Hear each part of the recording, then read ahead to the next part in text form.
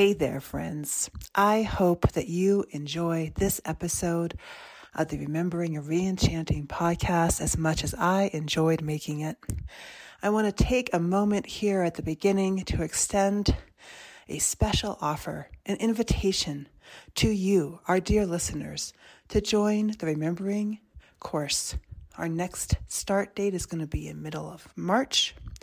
This is a powerful, deeply moving, and for many people, transformational experience into the heart of colonization, climate change, family histories, ancestors, and so many other critical intersecting pieces.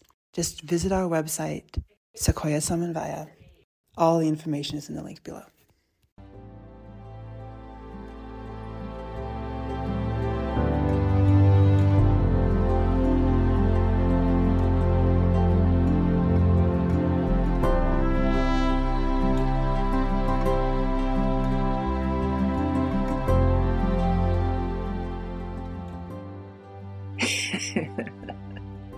Hello, and welcome to the Remembering and ReEnchanting Podcast. My name is Sara Jolena Wolcott, and I am your hostess on this sacred learning journey of unraveling, unveiling, and becoming more fully alive at the end of the world as we know it.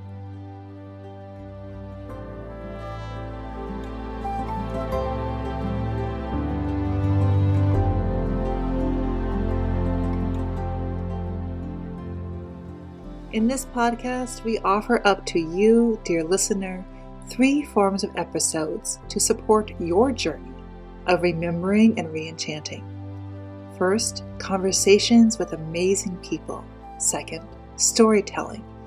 And third, myth casting. In this episode, we're going to bring you a conversation between myself and another amazing, fascinating leader in the areas of remembering and reenchanting. It's my complete delight to welcome to this conversation today a dear friend and collaborator, Ramona. Ramona is a social entrepreneur and founder of Ojala Threads. She is a doula, historian, poet, advocate, and defender. Ramona identifies as Hispanic, indigenous, and disabled. She sees Ojala Threads as a love letter to her ancestors and to her descendants. She impacts policymaking in the area of criminal justice reform, public housing, and public transportation. Ramona tweaked her leadership style at Harvard's Kennedy School and the Center for Creative Leadership. She previously led outreach efforts for the FBI and the Department of Defense, focused on community engagement and environmental resilience. Ramona, thank you so much for joining us today. Hi, Sarah. Thank you so much for having me. Yeah, I still remember meeting you in this little cafe in the Bronx, where I used to live and where you are still living. And you were working on starting Ojala Threads, and you had all these interns, and I was so impressed. And I was with a friend who was also working for me at that time, and we were starting our organizations at roughly the same time.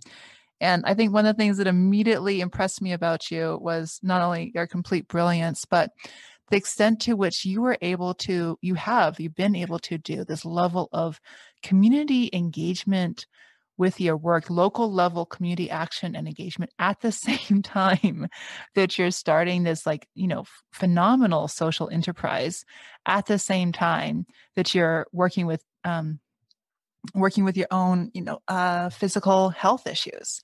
And I've just been really impressed with you for your ability to do that and to also maintain friendships. It's I don't know, that is really not easy to do all those things at the same time. So first, I just want to acknowledge you for that and for being an inspiration to me about the importance of really thinking about the community engagement and the bigger picture in the immediate area where we are, even as people are building their social enterprises. In this case, your social enterprise has an international aspect to it. Oh, thank you. It's odd because I never take the time to take stock of what I'm working on until I'm reaching burnout.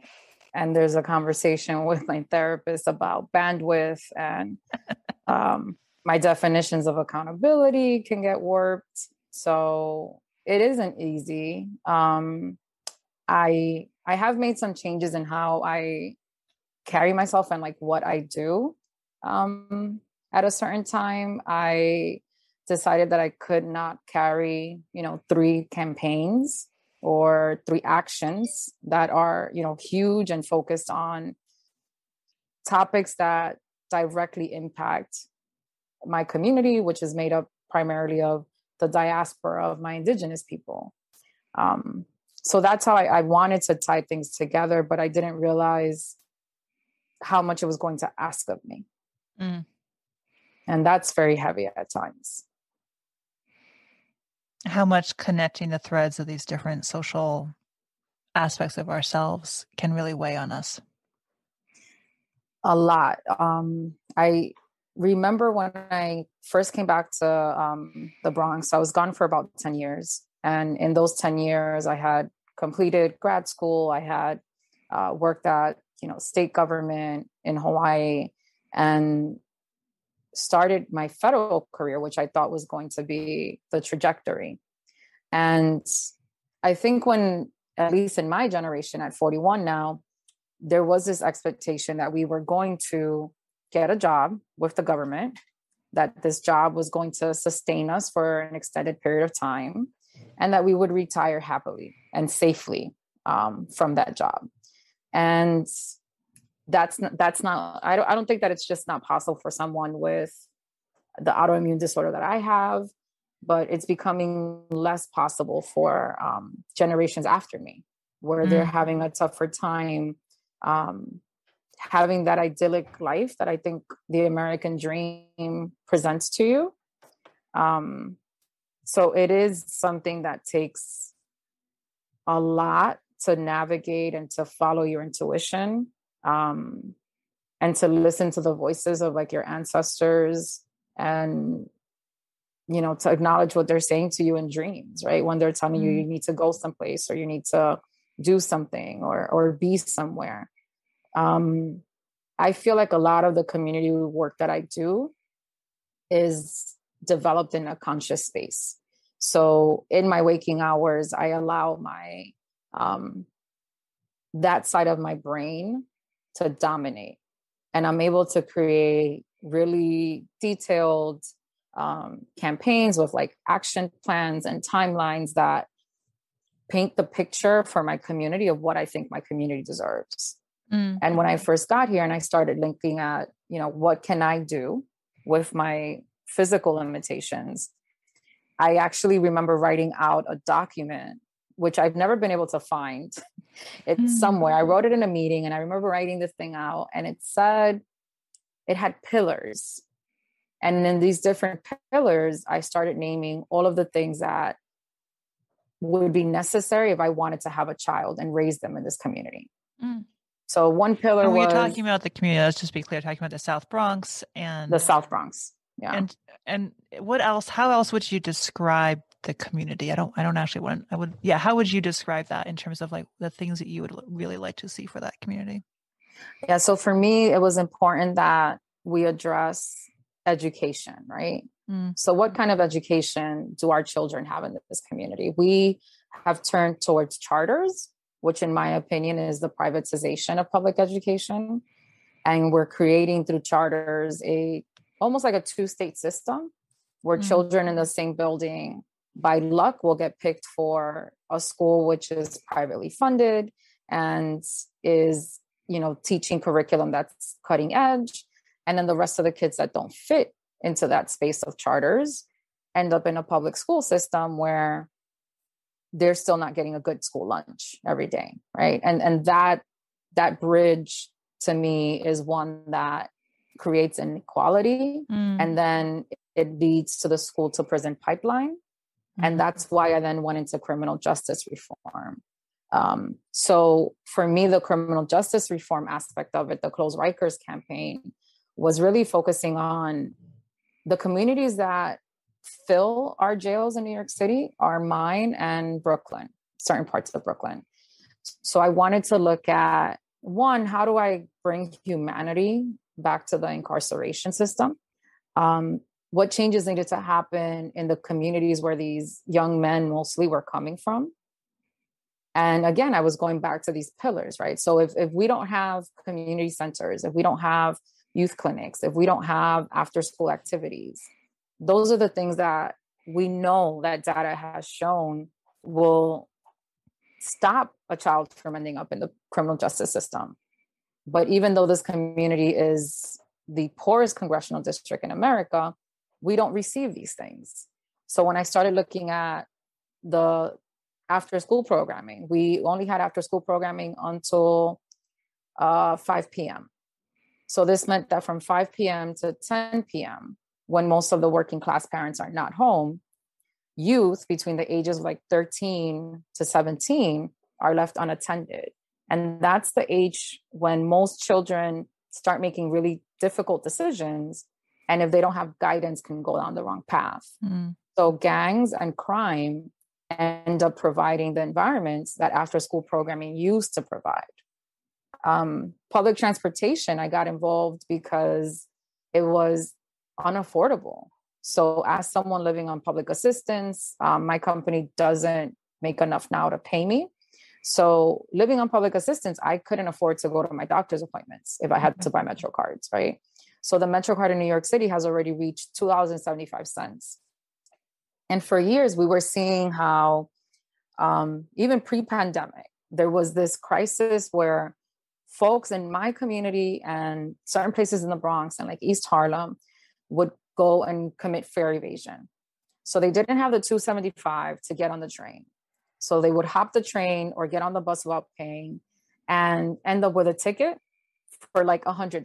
Now, if you didn't have the $2.75, you're not going to have the 100. Then you don't go pay the 100 because you don't have it. Then that leads to you having a summons. Then you have to present yourself at court. Like it created this spiral where basically we were criminalizing poverty.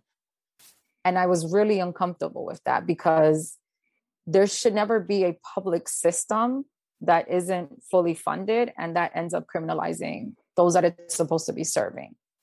So I think the campaigns all interlink, and it really wasn't my intention to get involved in all of them. The first one I chose was public transportation.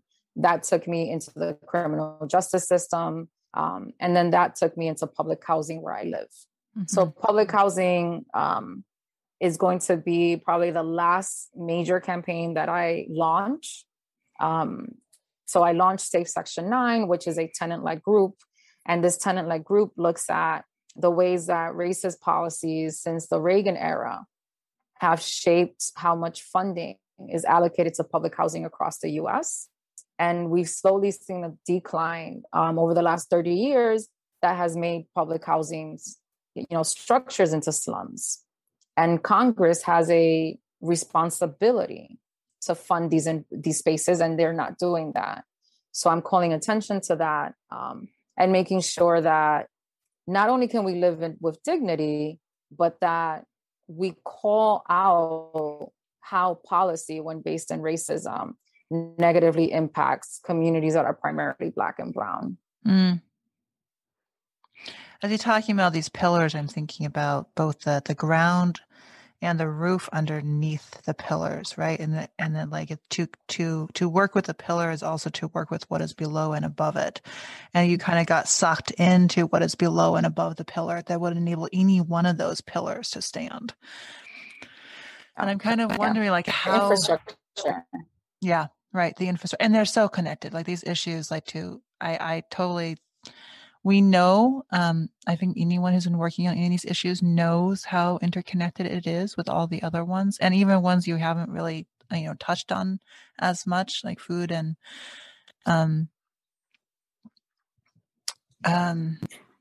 livelihood. Food is a big one. Food's a really big one, especially in the Bronx. Yeah. And I'm kind of curious, so like, how are you connecting this, and how have you been connecting it with your work in developing your social enterprise of Ojala Threads? So Ojala Threads came from a desire to create pieces that spoke to the indigenous communities from Puerto Rico, Cuba, and Jamaica. And oddly, the indigenous communities from Puerto Rico, Dominican Republic, and what was the last one? Jamaica and Cuba. Yeah. Mm-hmm. So this kingdom was, I would say, headquartered in the Dominican Republic, the kingdom of the Taino people. And Tainos have, become members of the United States, and they've moved out, and now we live in the diaspora. And as people in the diaspora, I found myself wanting to create pieces that helped us remember that identity and go through that process, which I found myself going through, and not really having a lot of guidance while I went through it. And I realized that if I was going to help them remember, which then would impact self-esteem, self-values, and what you could see yourself becoming, I also needed to make sure that the environment that they were supposed to be thriving in right now, right, in this modern space in New York City and the South Bronx, created that infrastructure. And it simply didn't. Right. So this is, let me just like piece apart what you're saying, because it's so beautiful. It's a really elegant approach to an incredibly complex challenge. So the Taino people, sometimes I've heard them referred to as the people who discovered Columbus. Yes. And primarily based in the Caribbean, and along with other peoples, other Arawak speaking peoples in the region. And today, the descendants and the continuation of the Taino heritage, it has a wide diaspora, not only in the Caribbean, and many of them are in the South Bronx. And the question of and so your company, Ojala Threads, creates onesies, creates these small, for babies clothing, with the symbols from the Taino heritage, and with the imagery from the Taino symbols, that evokes the mythology of your people. Exactly. And so you're bringing those onesies to the diaspora to enable this conversation between, say, grandmothers and mothers and parents and their little ones about their heritage. And yet at the same time, to really enable the thriving of that heritage, people need the structure of housing and food and not being put into jail all the time. Exactly. In order for that culture to survive, we need to fix a lot of the infrastructural and extraordinarily racist issues in the United States. And it was a really hard conclusion to reach, right? What you're describing, because the center of Taino identity, I would say, is Puerto Rico. And in terms of the locational center. Well, I would say more, how do I describe it? Because Puerto Rico was annexed, the U.S. government ensured that sites and archaeological pieces of our identity were maintained. And they did so in a way where it makes it easier for us to access it. So the Puerto Rico identity, right, being Boricua, is then centered on not only am I from Spain, not only do I have African blood, but I am accessing these spaces that are cared for by the Department of Parks. And that's one of the only... So the U.S. Department... So, and for people who are not familiar with this, because I was in Puerto Rico recently, and I was I had never been there before, and I was really taken aback to the extent to which it kind of felt like a part of Miami. The U.S. Yes. Yeah. It's like little Miami. It's like a little, and at the same time was also not. It was very disconcerting actually for me, and it's half U.S., half not U.S. in terms of how it feels to be there. Yes. And so what you're saying is that the parks and heritage sites are they managed by the U.S. park system? Yes. And they're upheld to American standards, right? So the same way that Mount Rushmore is being cared for. The Plaza of Stones is being cared for because it's recognized as a heritage site. It's recognized as a heritage site. And that is a huge blessing. Yes. Yep. Yeah. Right. That's so all of these caves, right? So there's caves in Puerto Rico, which are sacred to the Taino people, that are maintained, that are clean, that have staff, that have been made accessible to the public.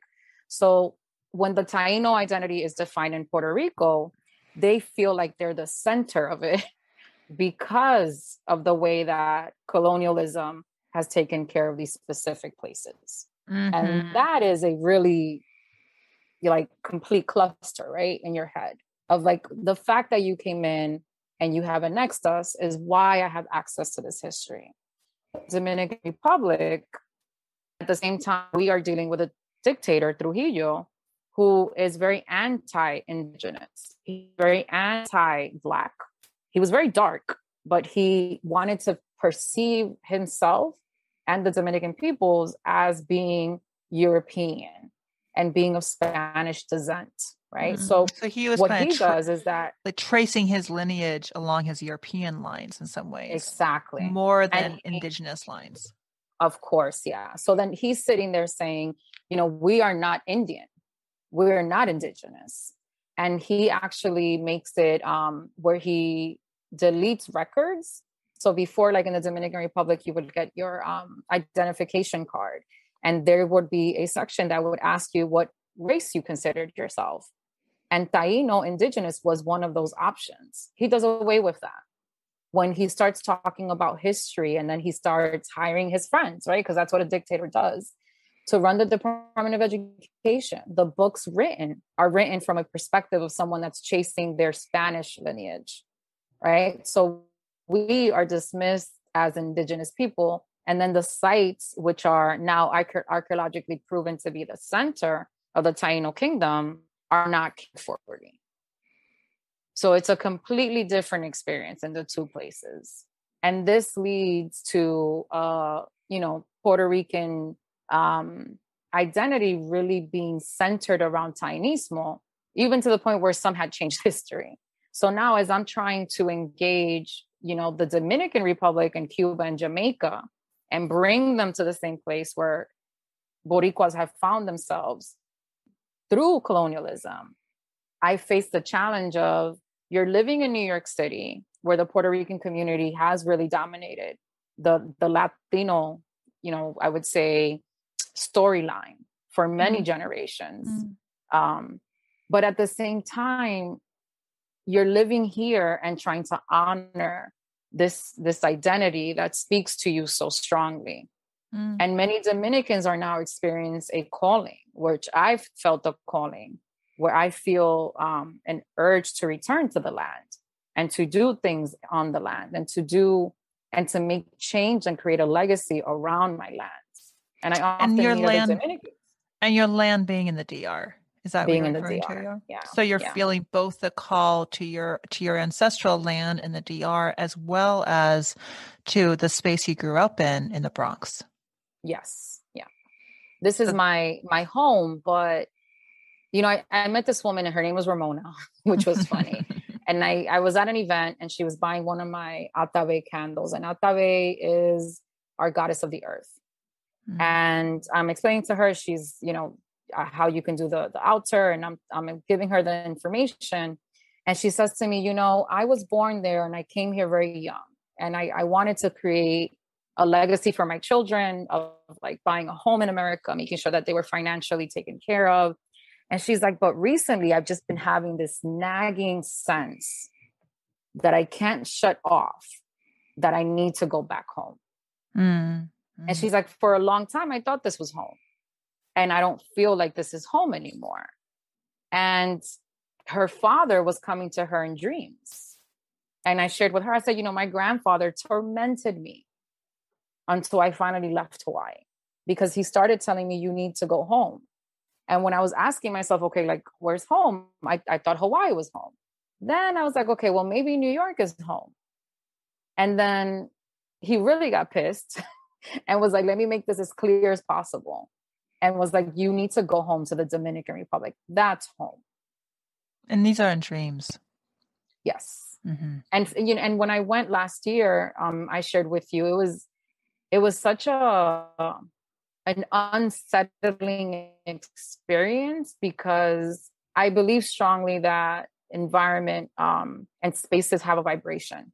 And there's just magical spaces that I've been able to visit in my life that have really affected the way I feel physically while there. So Bali, I feel, has that. There's something sacred about that place. The Great Wall of China, I felt that there too. Hawaii was a place where I felt my opening emotionally and spiritually, right? And then I went to DR last year, and I couldn't remember what it felt like to be anywhere else. And I was like, oh, this is what home feels like. And then there comes the question of, you know, what responsibility do I have to the diaspora? And what responsibility do I have to the land? And I think that's where I am now. I'm trying to understand my responsibility to myself, my ancestors, my community, and the environment. Because in the Dominican Republic, so much of what is sacred to us has been completely destroyed. Like we have this center, and it's in honor of Anacaona. And Anacaona was a female chiefess. And she became very, very powerful because when the Spaniards arrived, they killed her brother, and she inherited his land, and they killed her husband. So then she took over his land. And she would have these huge areitos or powwows. And in the depictions of what the powwows were like, Anacaona would sit on a rock. And the rock was, it's like oblong. And she would sit there, and people would present gifts and dance, and the ceremony could last days, right? This rock is in San Juan de la Maguana, modern day San Juan de la Maguana. And they call it El Corral de los Indios. Corral is basically like where you keep your horses and your cows. Right? Yeah. So the name in itself is way off. Yeah. And odd. It feels very Spanish. Yeah. Yes. And then this corral, all around it, there's still original rocks from when Tainos made this circle around her rock where she would sit. And I remember going, and I was so overwhelmed by ancestral pain that came through that I started breaking down, and I just started crying. And by the time that I touched the rock, because I was so scared of touching it, because to me, this is like going to Mecca, right? And touching the wall. And when I touched it, I could feel my heart split with pain. And this corral is now used for a really long time. It was used for pasture. So people would put their cows there. And I was just like, I cannot believe that the place where this woman sat, where this leader sat, was used for pasture and for grazing. And modern day, they're using it, people from different religious backgrounds. Like we have Catholicism, we have Christianity, we have Santeria, we have Agua Dulce, which is the Taino tradition. All of these peoples are using this stone in order to amplify their magic and their rituals. So parts of the stone have been burnt. The space around it is desecrated. And I'm like, this is an archaeological gem. The people that live around it have taken artifacts from it and keep them in their homes. There's no respect for the space. And a part of that is the not knowing, but a larger part of that is that this was a governmental responsibility. The state does these things, right? And coming from a policy background and from a planning background, it's like it broke my heart in two different spaces. The fact that they call it El Corral, that other people were using it to amplify their practices, which I noticed that for many of our sacred sites in the Dominican Republic, they're being used like an amplification source. Because there just isn't a responsibility from the state to take care of it. We're just getting to the point where this is the first Dominican president that actually prioritizes the environment, and that is making it a priority in the sense that he's writing legislation to protect certain spaces. Recently, there was a really hurtful video of a manatee that someone had tied up and they dragged into shore. And they thought that this was comical. And when the video made rounds, they actually sent the police to look for these people, and they were charged, and they're being persecuted, right? But these are things that have never happened in the Dominican Republic. We are so behind. Well, I feel like even more than saying behind or not behind, like I actually like it might be worth here thinking about some of the history here of like this was the Caribbean as a whole, and certainly the Dominican Republic was some of the first sugar plantations. It was some of the first places colonized by Europe. It was some of the first places where we saw intense, subjugation of indigenous people and the slavery and the intense transformation of the ecological landscape, which I feel like doesn't. Yes. Rarely do we talk about that. I mean, I talk about it in my courses all the time, but the ecology. That's such a good point. Like colonization completely transformed the Dominican Republic and all of the Caribbean's ecology. And I'm like wondering, and our bodies, even our bodies, right? Can you say more about that? So one of the things that I found so fascinating when I came back to New York and I started preparing for like moving to DR, because I left Hawaii with a knowledge that I had to come here, spend time with grandma, and then move to the Dominican Republic. So when I got here with that understanding because of my dreams. Because of your dreams. And let's just for folks who don't know your background as well, when you were in Hawaii, you were doing climate change resilience work. Yes. Focused on Indonesia, Singapore, the Philippines, and Japan. But Indonesia became my favorite. So I was looking at ways, we're talking about military personnel. So DOD, 70% of their deployments. Yes, the Department of Defense. So 70% of their deployments are related to a natural disaster. 70%. This is back when I was with them. Yeah. And I think it's going to get worse. 10 years ago. Yeah. So like this is, I want to say over the last 15 to 20 years, 70% of our movement is related to a natural disaster. That's incredible. The admiral that I worked for, super brilliant guy, Admiral Willard, he first ran the Pacific Fleet. So the US Navy for the Pacific. Huge job, right? And he was seeing that most of his deployments were related to natural disasters being created by the Pacific Rim of Fire. And he was like, this is not sustainable. We cannot continue to train military personnel for conflict and then turn around and have to respond to a Tohoku, right? The nuclear disaster that happened in Japan, which was our responsibility. And what he wanted to do was he wanted to create a way where we could bring together private public sectors and the military and say, how do you prepare the communities that are going to be impacted? When I was with the military back in like 2012, we're already talking about climate change at work regularly. And we're talking about water increase, and we're talking about islands losing huge chunks of themselves, people being displaced, people having to migrate. And he said, how do I build the capacity locally so that they can counter these things for themselves? He was not into the white savior complex at all. He was like the complete opposite, which few people see folks in the military that way. But he was so smart and had seen so much that he said, how after Indonesia, when they had that tsunami, this is what broke him. He said, we've got to do something. And in response, he created mercy ships for the military, which, they deploy to different countries every year. They do a summer tour. and they bring with them personnel and advisors to whatever countries in the Pacific they're invited to. And then they help respond.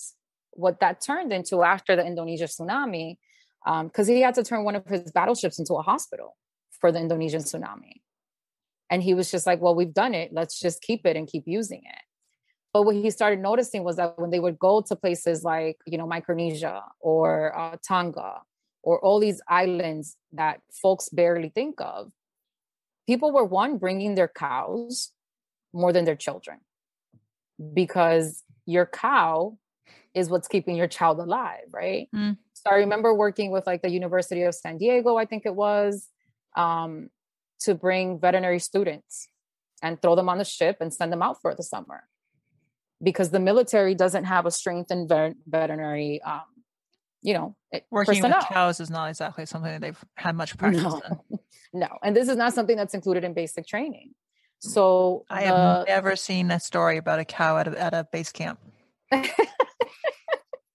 So like the folks that lead the health preparedness and planning for the military, it'd be like a 1-star or a 2-star. They'd be sitting there like, I went to school to patch up bullet wounds. How do I show up at this country and try to help their cows? Mm-hmm. So we needed, a partnership with the university to bring in veterinary students. So that was really helpful. And then in Indonesia, there's the volcano in Yogyakarta that is very active. It actually just went off a couple weeks back. And this volcano is surrounded by villages that people still live in and that people consider their ancestral sacred lands. And these people don't want to move. And there's a lot of stories about that volcano in those villages. Yes. And people will see that it erupts, ash covers everything. The soil is very nutritious. It is very bountiful because of the ash. And these communities return after each eruption. Mm-hmm. So we started working with the university in Yogyakarta on how do you get your students to come to the University of Hawaii, get prepared for disaster response as part of engineering, because engineering normally doesn't take that into consideration, a climate response, and then send them back to their communities to do that work and prepare them.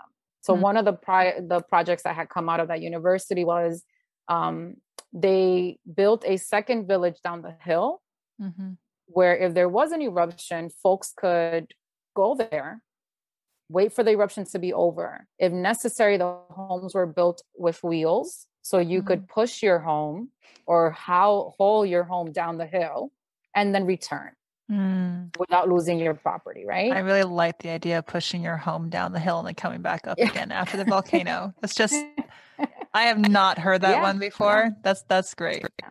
Yeah. So these were the kind of projects that, when I mentioned to you, people were challenging my authenticity, because I had worked with the military and I worked with the FBI. And in the spaces where I navigate now, there's a lot of talk about anti-state, anti-whiteness, anti-bureaucracy. And I'm like, you have no idea of all the good that's done, because that doesn't, that's not sexy enough for the news. And the military also doesn't really have really good public affairs people, right? So it's like, you're doing all this great stuff. Like when we had Tohoku happen, it was such a difficult, I had never been a part of a response that intense. And we went to 24 hours. And my office, I was the private public partnerships program manager. We were getting calls from families of American personnel trying to find their loved ones. And we were literally sitting there just putting names in a spreadsheet, right? And saying, look at all these people that we need to now find. And then we got a call or an email or something came through because there was a boy in San Diego, somewhere in California near San Diego, that he saw what happened and he thought that what the kids needed was teddy bears. And I never forget this story, because what he said, his mom wrote the email and she was like, he feels that even if he lost everything, if he had his bear, he would be okay. So the kid decides to do a bear fundraiser and goes around and everybody gives him, hundreds of bears. And then he reaches out to us and they're like, his mom is like, this, I know this is a really silly thing. And it's like probably the last thing you want to think about, but like, how do we get these bears to these kids who had been moved out of Tohoku, where this whole community was destroyed, and now have nothing?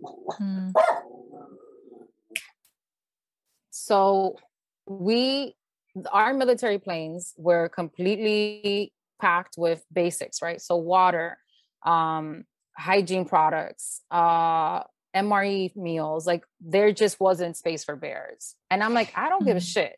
We're going to find a way to get these bears out there. And at first, when I heard the story, I was like, I don't have time for bears. And then I went home and I had my bear. And I've had my bear for like 30 something years at this point.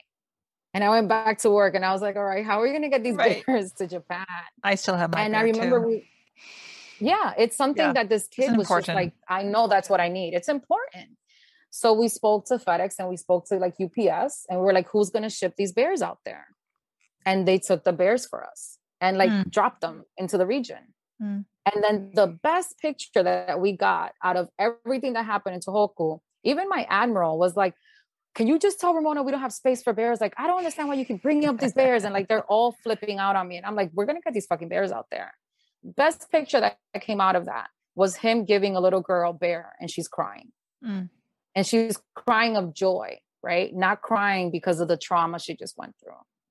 And I'm like, this is the kind of work that our military personnel do every single day. But it's not what's looked at. And a lot of the ways that I look at building community, building that infrastructure, addressing those pillars comes from working with them and seeing what goes into. They're not really good at doing it because I feel that the military lacks, one, people with soft skills. At the command that I was, because we oversaw everything from San Diego to Pakistan, we had someone from the State Department. We had an ambassador. They had offices like mine where they could tap into. But your normal like military space doesn't have those sets of skills, doesn't have those individuals. They also don't have education and career paths that mimic the whole of society, right? So this is why when military personnel, they leave the military, it's so difficult to get them to transition into, normal communities, because their career tracks are modeled for a very old military, not for our modern day community. But if they had that, if they made those changes with the heart that they put into it, because they're like, we're going to get these damn bears, right?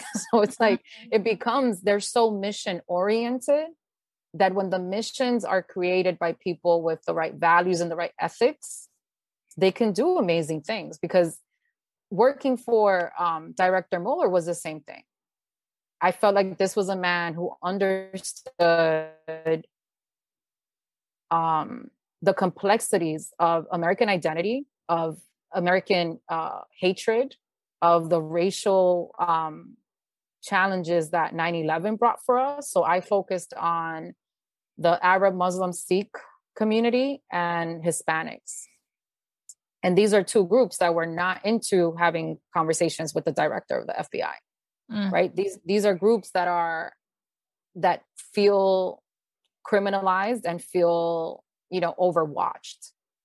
So getting him into rooms to actually speak to leaders from these communities changes then how that community, engages, and then how successful they were at their jobs. Because if you don't have people in these communities that trust you, they're not going to be reporting hate crimes.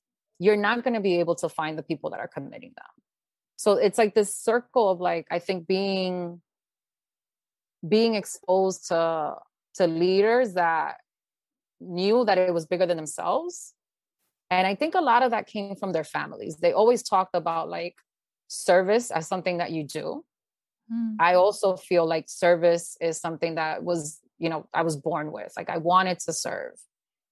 They talk about the sacrifices of like generation after generation going into the public sector, right?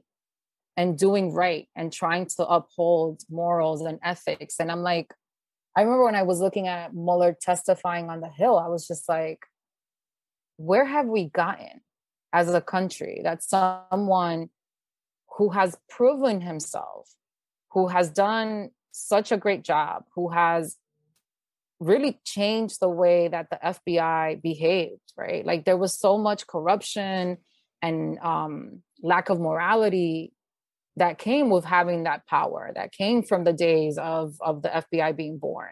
And he corrected that shit. And then we sat him in a chair and completely undermined his legacy. And I was like, this must be heartbreaking. Like, these are men who make these decisions and their families support their decisions. And every word that comes out of them, you're just like, it's based in a place of service. There's no other way to put it.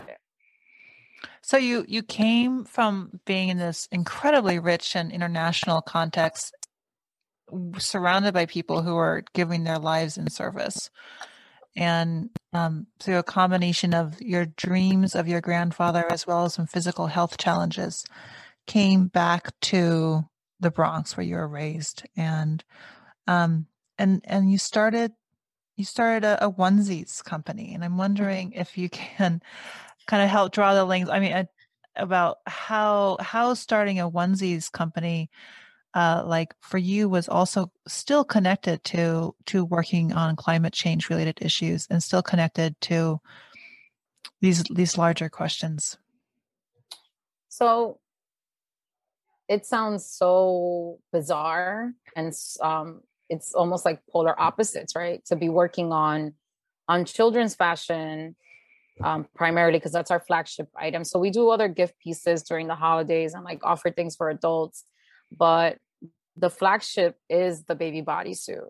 And when I was coming up with this idea, it was an odd sense of intention that overtook me, where you described it earlier. Like, I wanted to create a piece, I was determined to create a piece that would help a child of Taino descent begin to identify these squiggles and these lines and these symbols.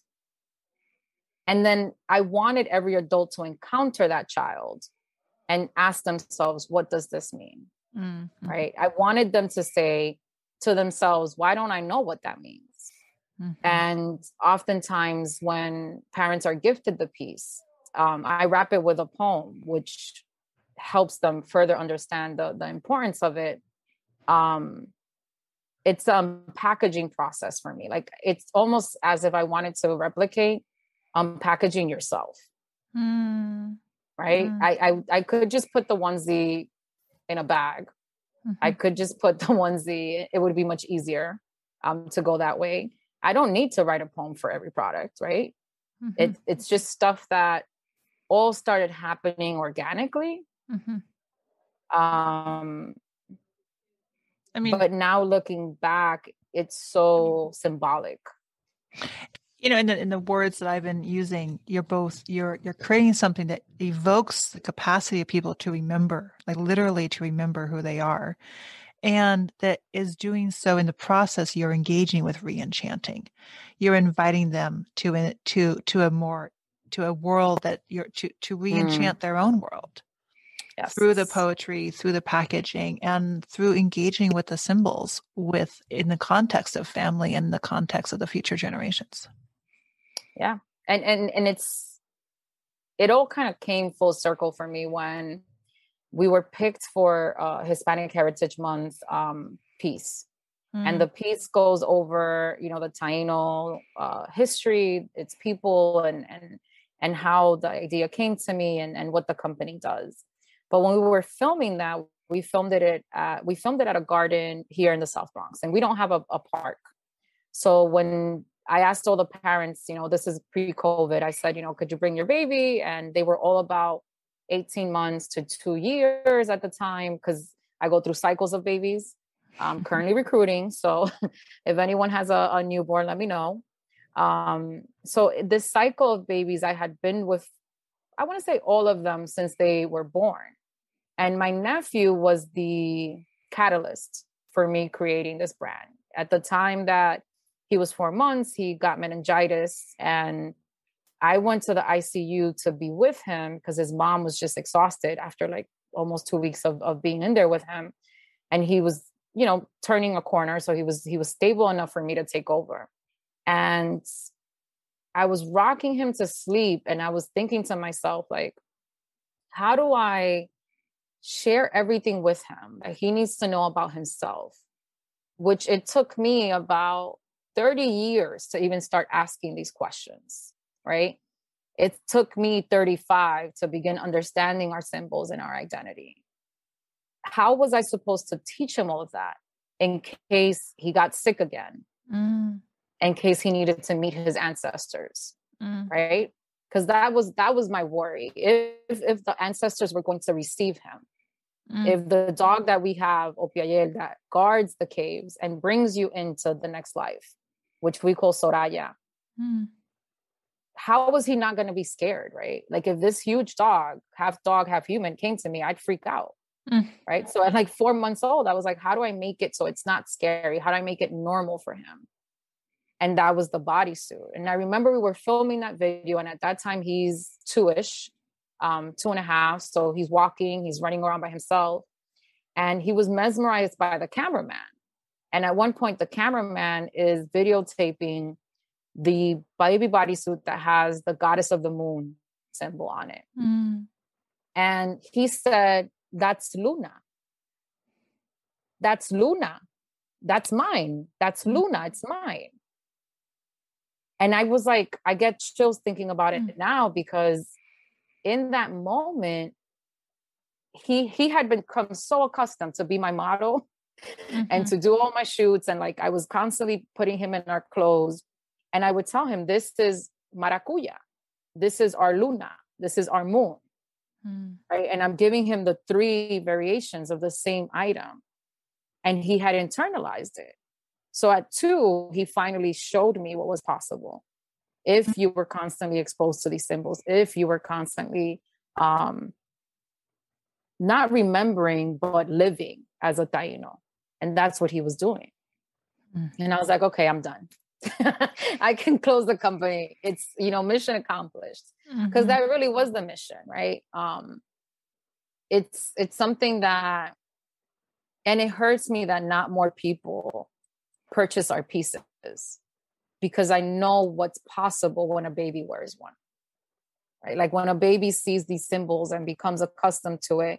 And when a mom reads that poem, something happens to your spirit. And I wish I could just walk around. Like one guy told me at one point, it'd be beautiful. You could just do like the Puerto Rican Day Parade and like get a bazooka and like start shooting your products at people. And I was like, that's such a violent vision, but like, sure, that sounds amazing. But I wish that's what I could do, right? That I could hit every person in this community with a piece of clothing, and that they would have to ask the question of like, what does this mean? What is this? Because there's no other space for us to ask that question of ourselves. And because clothing has always been so symbolic, like traditionally, that is where people are sharing those stories, is through their clothing. It is through their, and that's through the clothing, the dance, the stories, the songs. Like it is through our garments and how we dress ourselves that we are sharing who we are. Yeah. I remember finding a page that was run by a couple, a same-sex couple, and their page was called Fashion is Political. And it was the first time that I internalized that. And they talked a lot about fashion and how, it was gendered, and how 2 same-sex people raising a child wanted to engage clothing. And I was like, you know what? Fashion is political. Every piece of clothing that you choose to wear, you're making a decision about your values and what you want to support or what you want to end. From the fabric that it's made out of, to the symbols that are physically on it, to the dyes that I use, to the threads that I use to weave it. Like all of it is both telling a story and it's enacting a set of values, paradoxes, principles, but concrete action in the world. Yes. Yeah. And you had done a lot of work to ensure that that your creations are really like sustaining are finding ways to sustain ecology without necessarily being overly romanticized, and in terms of like, without going beyond your capacity for cost, and for breaking your budget, which is like such a hard line for so many small businesses to strive for. And as I'm hearing your story, I'm thinking, and I'm hearing you telling this again, and like you said, a lot of stuff I haven't heard you share before, and it's really good to hear it. It's like putting other things in context. And I'm also kind of going back to this conversation of like this long, long history of colonization that the Caribbean has gone through.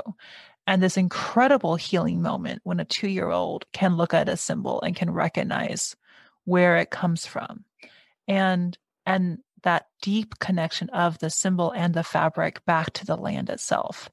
And what does it mean? Like, I'm first like kind of like that healing moment, which is so precious and so important, but then like that larger, complex eco-spiritual question of like, what does it mean for people to visit that land? And I know you're doing a lot of work on ecotourism right now. And I'm just curious, like, as part of this overarching healing work that you are like deeply engaged in and enabling to kind of bringing greater healing into the world on all these different like individual, social, familial, cultural, symbolic levels, as you're going deeper right now into ecotourism, like what are you finding? I would say the first thing is that romanticization of it, right? There is too often spaces that have that rhythm, right? That the land beats a certain way. These spaces begin to attract. And I think as those spaces are nurtured, the land starts responding to that nurturing. So Hawaii, I mentioned earlier, Bali, these are all places where people go because they want to feel and experience a certain amount of peace and connectivity. I don't think that the land can provide that unless people have been providing for the land and been caring for it. All right. That's a big statement. It's brilliant and I love it. So the land can't necessarily provide something to the humans unless the humans have been caring for the land. Yes. I think a place is just a place and is not beating to its full heartbeat or carrying its full rhythm until people come into sync with that heartbeat and that rhythm. And I think that's what I felt in a lot of spaces that visit, right? And I think for a lot of us that are looking to have deeper, more meaningful lives, you go to these spaces because of what it offers. The danger is when you go into these spaces and you start dominating the conversation.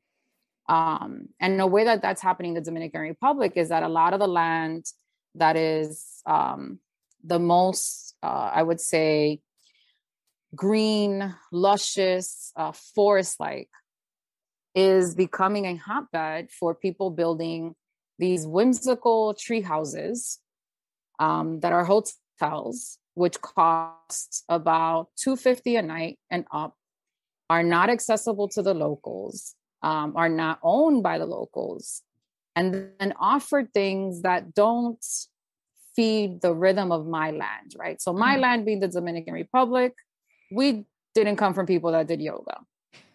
Right. So if you're offering yoga retreats nonstop, if you're offering Himalayan salt baths, if you're offering sound baths with instruments that are from Eastern Asian background, you're not tuning my land. You're altering that connection that locals like myself are working on creating. And that becomes dangerous because ecotourism, I was mentioning the way that it's playing out in Puerto Rico, it's actually leading to the displacement of locals. It's leading to locals not having access to the beaches, which is something that we see in Hawaii as well. where we have to fight for people that have the money to buy a mansion or build a hotel to allow locals to have access to that beach, because beaches are public. And there's many ways where, like, now in Puerto Rico, they've I like how Puerto Ricans protest because they always make it fun. There was this argument that took place on a beach where this man said that was private property and, like, they couldn't be there. And the wife was, she happened to be Puerto Rican. The husband was white.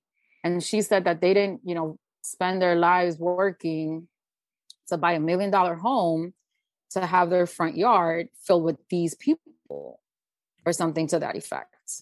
And the locals said, oh, all right, so we're going to have a party on the beach in front of your house.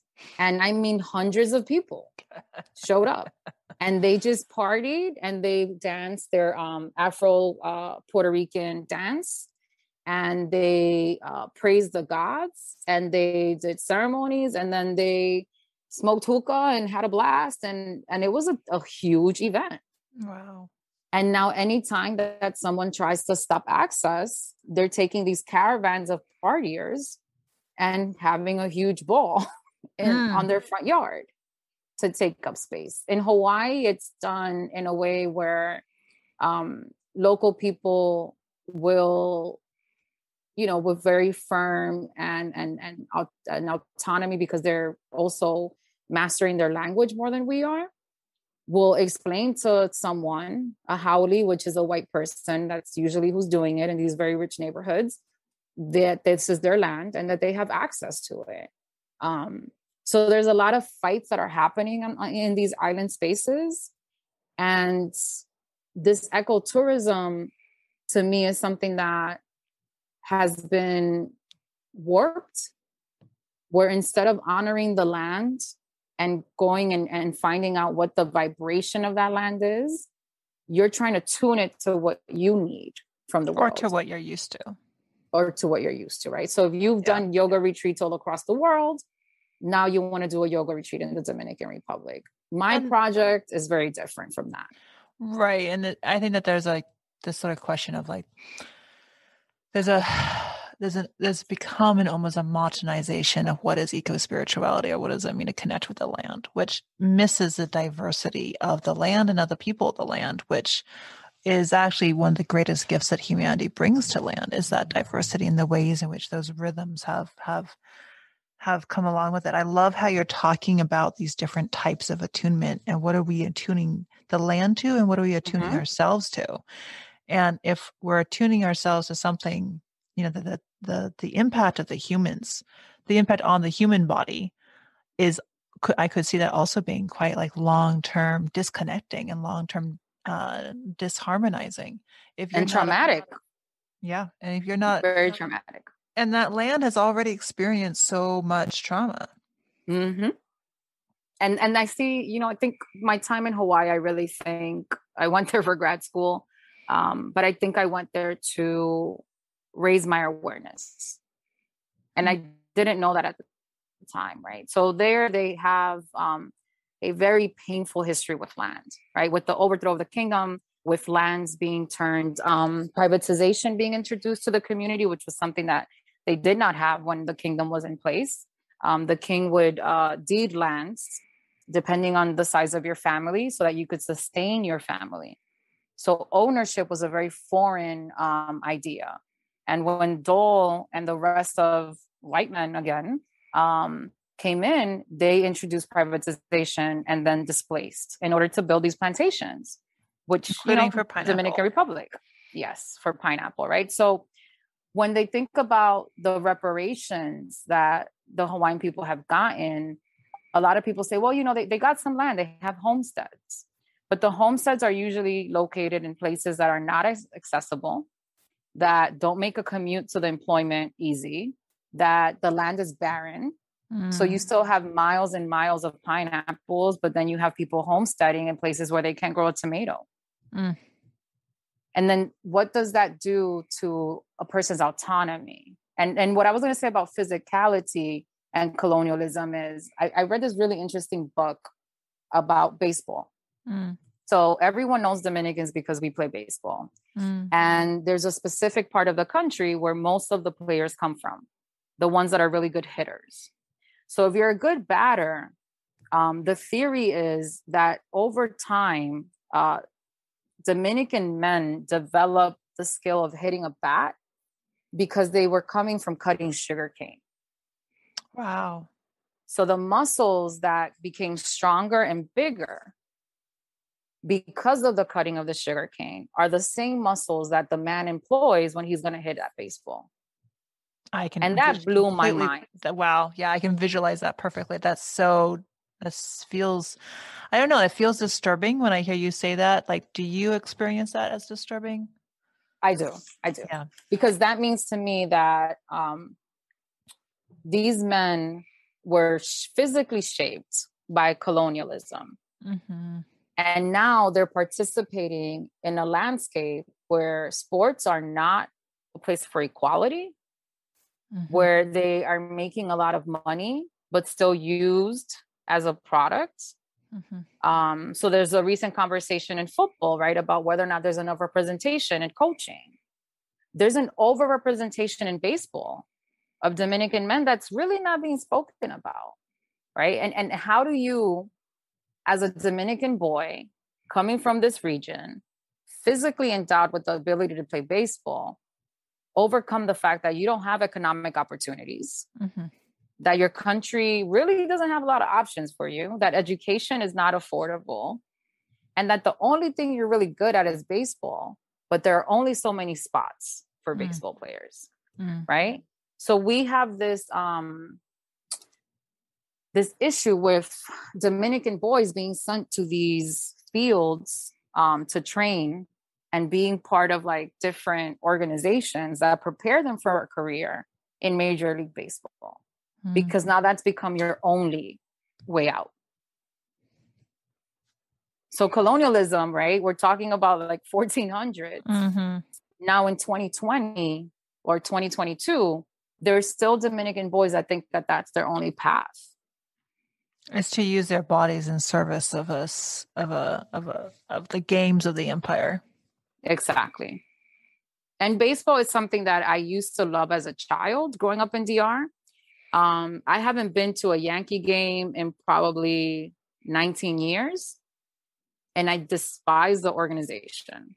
And A-Rod is, I can't even deal with him. I'm so glad him and J-Lo broke up because now I don't have to see him on TV. She's always on there. But I'm just like, I don't have ESPN. And there's a reason why I don't go to baseball games anymore. Mm-hmm. It's because my people are being commodified. And at the time, it made me feel really uncomfortable to see that all these boys only had that option. Mm-hmm. Mm-hmm. Right. So it's just a discomfort with so much. So the community that I'm working with in San Cristobal, it used to be a fishing village and they had really fertile lands. In the 60s, early 60s, they built a huge dam, and the dam creates the power needed for the capital. It's pretty close to the capital of the Dominican Republic, to Santo Domingo. And when this dam gets built, slowly the riverbed, which used to be one of the paths that the Tainos used to enter from the ocean into the island. So this is a sacred path for us. And the road that leads to the cave where I'm working is a sacred space as well. It's a sacred path that we built. This space then loses its ability to have fisheries and farming. Mm-hmm. That is non-GMO, because GMO'd avocado will grow there because it's taking less water, right? So now you have 3 generations of men, because they were the ones that would provide the most in the Dominican Republic, without any source of income or any opportunity to pursue entrepreneurship or farming. And slowly these villages surrounding it have dried up along with the river. Mm-hmm. And the project that I started is actually to reclaim a cave, which is supposed to be a sacred space, which should have been, taken care of by the government, which was identified as a historical site years ago, but simply isn't being cared for. Mm. And with the community, we started a co-op model where together we're cleaning out the cave and we're creating an opportunity to give tours and to send tourism into that community in order to educate them on the priestess that would practice. I don't know what else to call her. Viviana de la Rosa identified herself as Taina, and she would use water, herbs, and prayer to heal people. And she was really famous throughout the Dominican Republic. And this cave was being completely desecrated. So it still has petroglyphs. The corner of the cave where she sat and the one that she slept in have specific petroglyphs that are extremely important. And people started spray painting the walls and painting murals of like the Virgin of the sacred, I would say like the most important virgin for Dominicans in the Dominican Republic, La Virgen de la Altagracia. So there's a huge mural of her above petroglyphs. Wow. And then people started doing things like different ceremonies and different rituals. So like you have voodoo, you have Elizabeth is going to take you. You have voodoo, you have Christianity, you have agua dulce. We walked through it and I took videos of like people providing different offerings. And you have tobacco, you have eggs, you have animal sacrifices. And this is all sitting on top of a space where this woman would practice truly traditional rituals. And I'm trying to clean out the space to create a small kitchenette where we would make casabe in the traditional ways, because casabe was a secret food to our ancestors.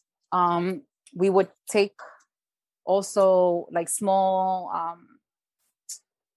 I would say we're looking at ways of like creating food items that people can like get when they, eat when they get to the top that don't need gas or electricity. Mm-hmm. And the reason that we're doing that is because the hike to the cave is about 4 hours long. That's how long it took me. You're supposed to do it by walking. There will be cars that are like 4x4s that are required. That's the only thing that can take on that road. So if people really can't walk up, we'll help them get up there. And we want to charge an entrance fee, have a tour. And slowly the community has come together. They've cleared the land. They cleaned the cave. They removed all of the trash. We're building, 2 restrooms. So we'll have a rest stop. We'll have the little restaurant. And we're also putting in beehives because honey is a huge, it's necessary. It's becoming really, really expensive in the Dominican Republic. And bees all over the world are suffering. So I was like, let's just put in some beehives. So that's the vision, right? But I would say it's very different from creating a yoga retreat. No, it's totally different. It's totally incomparable. and yet what I hear you revitalizing this sacred site. And are you calling it a retreat center, or what are you calling it? How are you describing it? What language are you finding useful? We are describing it as a eco destination. Yeah, that's eco destination.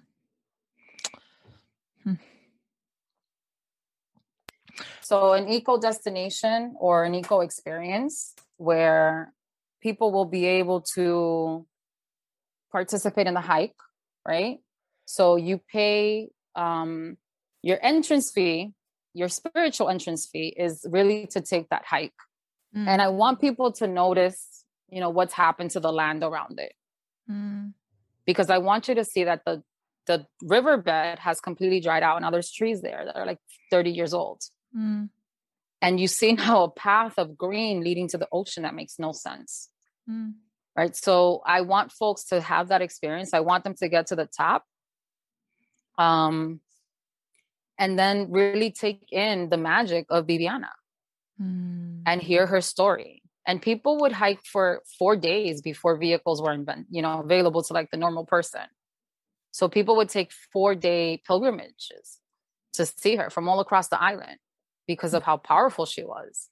So I want them to hear the stories, and then I want them to see the petroglyphs. So we're going to have to write a tour guide.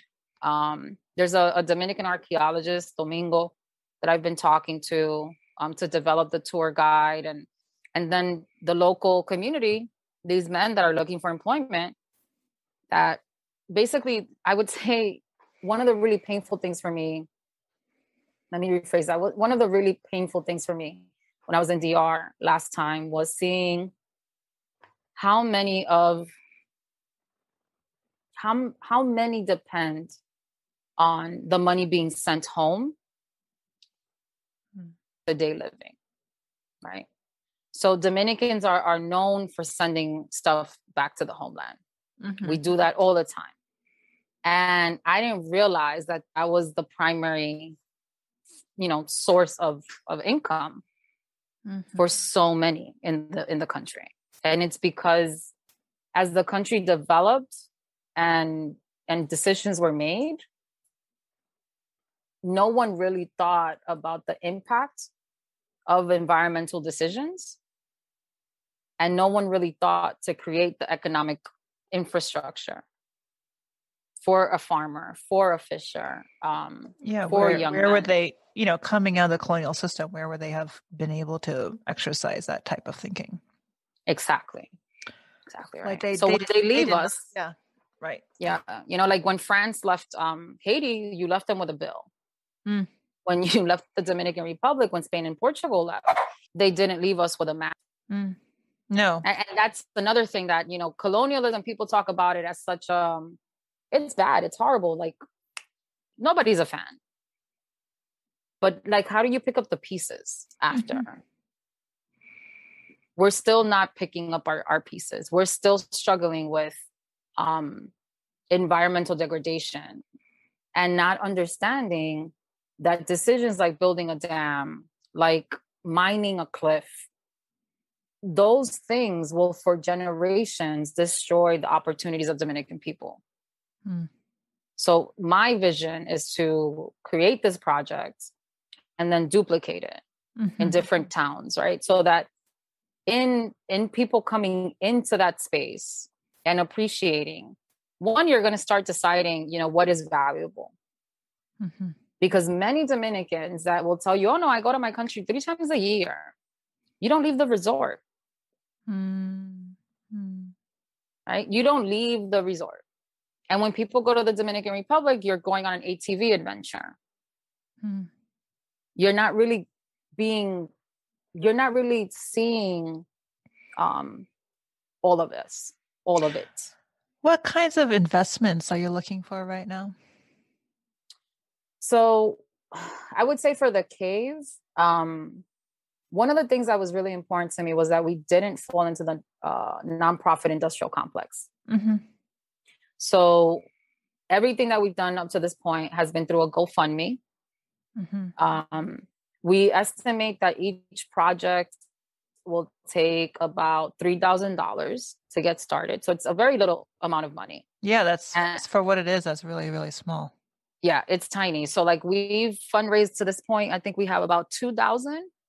And the last 1,000 will be to source materials to build the actual structures. And then we're done. Are you creating spaces for people to stay as well, like lodging and all? So there is an opportunity to do that in the future. Because Viviana's great-grandson is my primary partner, and he owns the land surrounding the cave.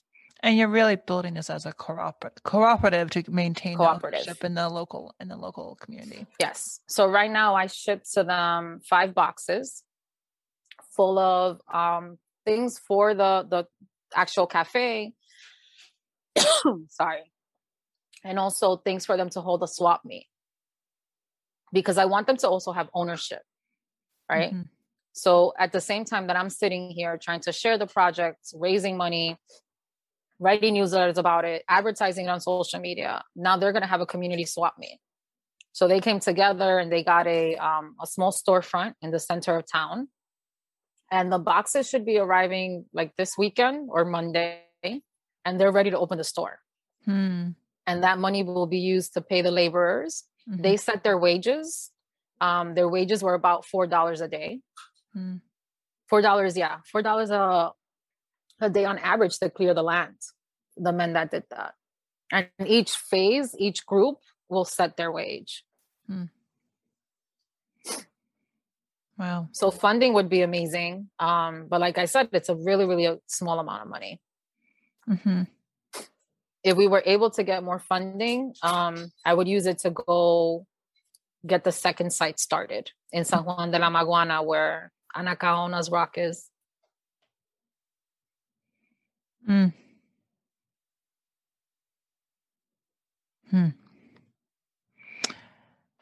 Well, let's hope that I'll send prayers and make a few connections to support you in getting that funding. And so much appreciation for you for revitalizing the sacred sites, for negotiating both your own Taino indigenous heritage, as well as I know you're doing that alongside your Catholic heritage, and you're not letting either one go, and you're maintaining your wholeness, which is something I so deeply respect. And as we're kind of coming towards the end of our time together today, which has been so rich and kind of in so many different places, I'm just wondering if there's any final thoughts you would like to leave our listeners with today.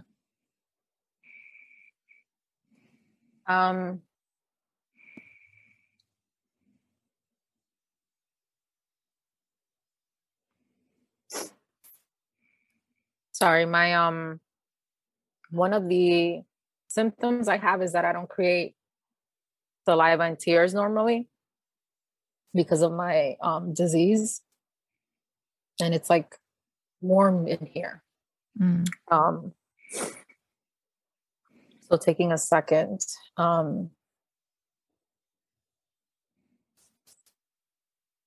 want folks to be more purposeful in the decisions that you make regarding where you shop, what you buy, how much you buy, and where you go. Right? Where do you take your energy? A lot of my being at this point centers on asking those questions. If I'm going somewhere, who owns it? What's their relationship with the community? Are they empowering or displacing? What's the socioeconomic, layout of these spaces that you're entering? What decisions do the companies make? Like I worked throughout college, from when I was a freshman until grad school, I worked with the Gap. And it was such a formational space to be in, because they make so many decisions based on impact.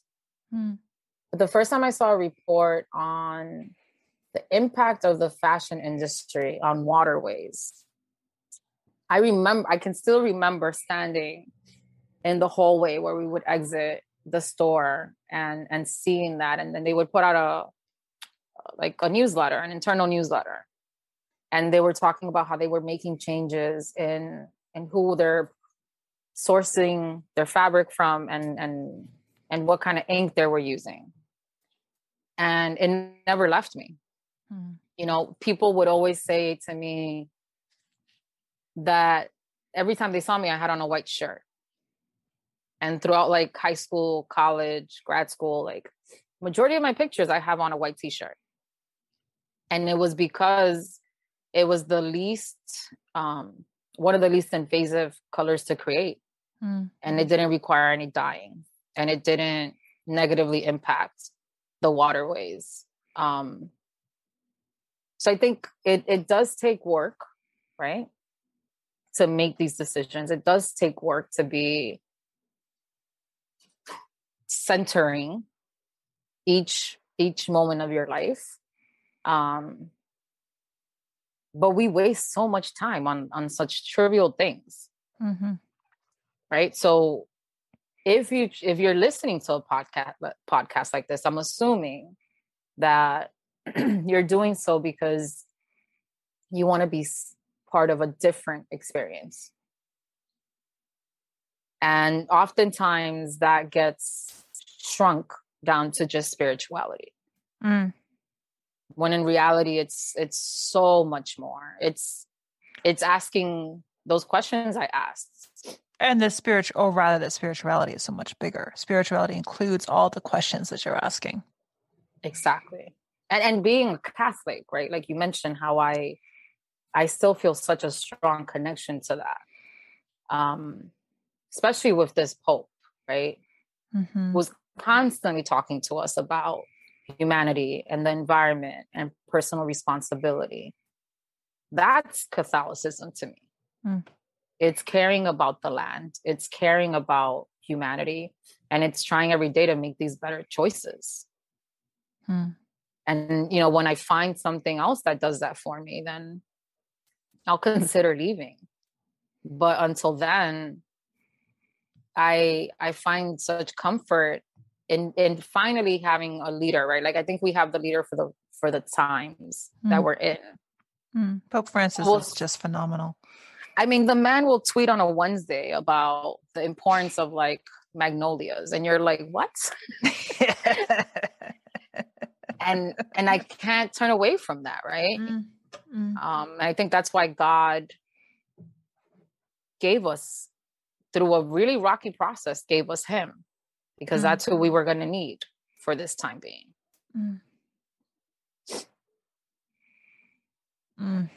Well, I'm so grateful for Pope Francis. I'm so grateful he's still with us. And I'm so grateful for your path and for the ways you keep asking the very hard questions of yourself. And I hope you continue to find ways of doing so with greater rest, and find the many ways of taking care of yourself and being supported. Thank you once again. It's been so incredibly rich, and I highly recommend people, especially if you have babies in your life, to check out Ojala Threads. I have given many of the baby suits to friends who have babies in their lives, and they have always been much appreciated and much admired. And as well as to ask these deeper questions around ecotourism and around how do we care for our sacred sites, and what are the deeper histories that are at place, and wherever we are, whatever city, place, or rural area that we are, to kind of continue going deeper into the histories and into the spiritual vibration of that particular place, and to keep asking, what is it that this land needs? What is the attunement that this land needs? What is the care that this land needs? What is the infrastructure that this land needs? And how can we continue to be of service to that? Thank you so much for having me.